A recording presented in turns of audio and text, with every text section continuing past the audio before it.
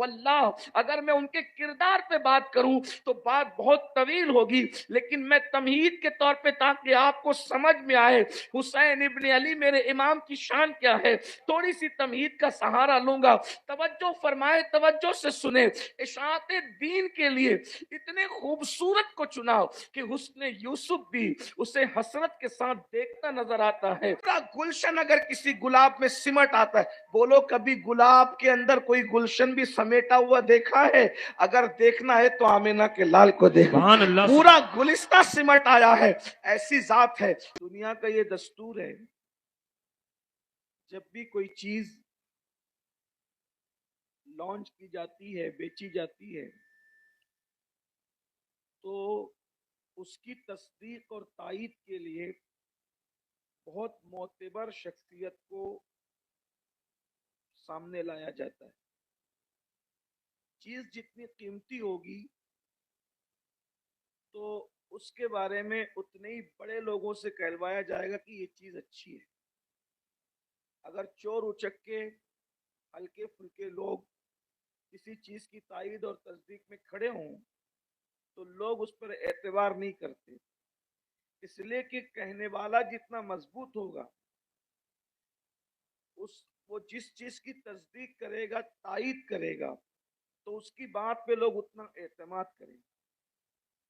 یہ دنیا کا دستور ہے، پھر لوگ اس کو جلدی قبول کرتے ہیں کیونکہ کہنے والا بڑا مضبوط ہے، کہنے والا بڑا معتبر ہے، کہنے والا بڑا مستند ہے، کہنے والا بڑا عظیم ہے، اس لیے لوگ اس کی بات کو جلدی جلدی قبول کرتے ہیں۔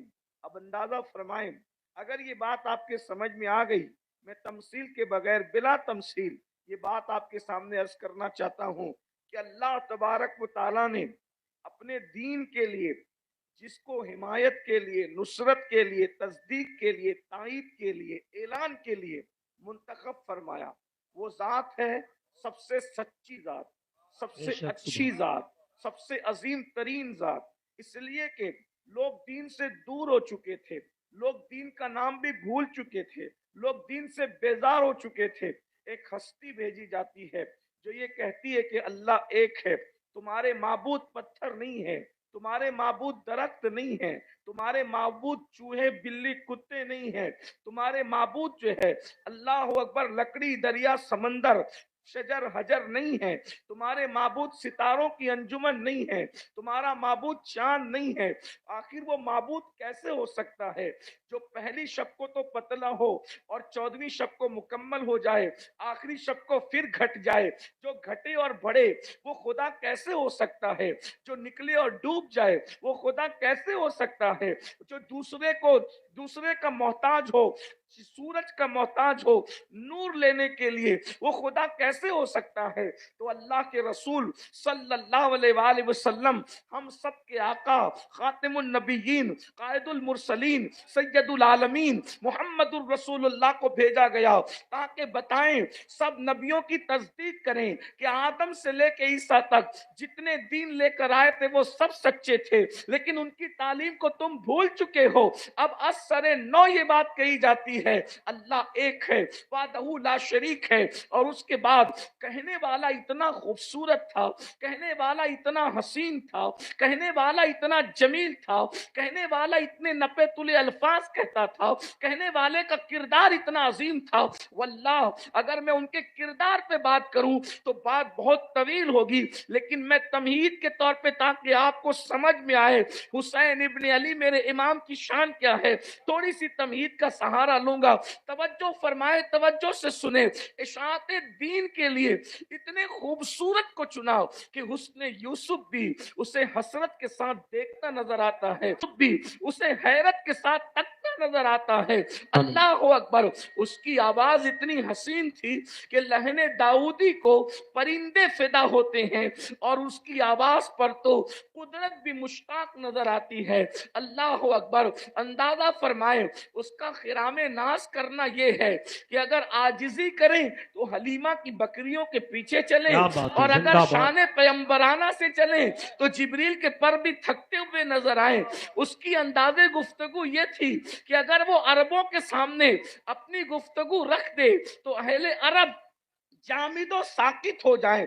जामिद व साकित अगर मुश्किल लगता है एमपी वालों के लिए तो यूं लगे जैसे लोगों के जिस्मों से रूह निकल गई है। उसके बोलने का अंदाज ये था, ऐसा लगता था जैसे मोती झड़ रहे हो। बोलने का अंदाज यूं था, ऐसे लगते हैं जैसे गुलाब की पंखड़ियां झड़ रही हो। इसी को मेरे इमाम ने कहा है और बड़े मजे में कहा है।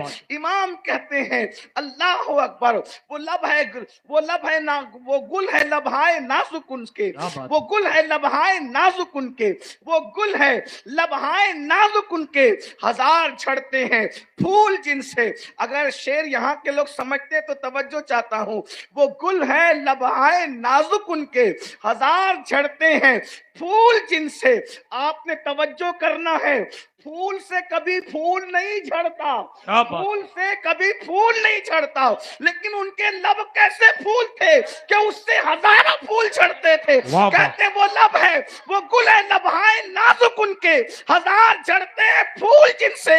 अरे गुलाब गुलशन में देखे बुलबुल, ये देख गुलशन गुलाब में। वाह वाह वाह वाह वाह, माशाअल्लाह, सुभान अल्लाह सुभान अल्लाह। नारे गुलाब गुलशन में देखे बुलबुल, ये देख पूरा गुलशन अगर किसी गुलाब में सिमट आता है। बोलो कभी गुलाब के अंदर कोई गुलशन भी समेटा हुआ देखा है?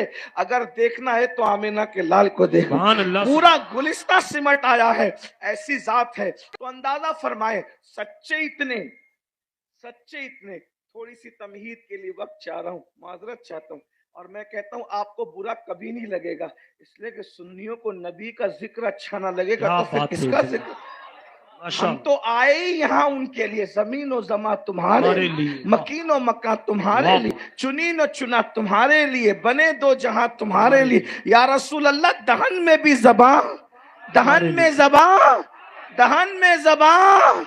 देखिए सुनने का माहौल बनाए तो फिर अर्ज करने की सादत हासिल की जाएगी। दहन में ज़बान तुम्हारे लिए, बदन में है जान, हम आए यहाँ उठे भी वहां। जिना में चमन, चमन में समन, समन में फबन, फबन में दुल्हन, सजाए मेहन पे ऐसे में नन, ये अमनो अमा तुम्हारे लिए। अल्लाह अकबर कहते हैं, अल्लाह बड़े मजे फरमाते, कच्ची मते ये मरहमते के कच्ची मते न छोड़ी लते न अपनी गते कसूर करे और उनसे भरे कसूरे जिना तुम्हारे लिए। और कहते सबा वो चले के बाग फले, वो फूल खिले के दिल वो भले, लिवा के तले सना में खुले रजा की ज़बान। माशाअल्लाह सुभान अल्लाह। महशर में क्यों उठेंगे ये लोग जाने, आशिकाने मुस्तफा तो या उनको देखने उठेंगे या तो उनका जिक्र करने उठेंगे। नारे तकबीर, नारे रिसालत। सबब है इनेकादे बज़्म महशर का कि उनकी शान महबूबी दिखाई जाने वाली है।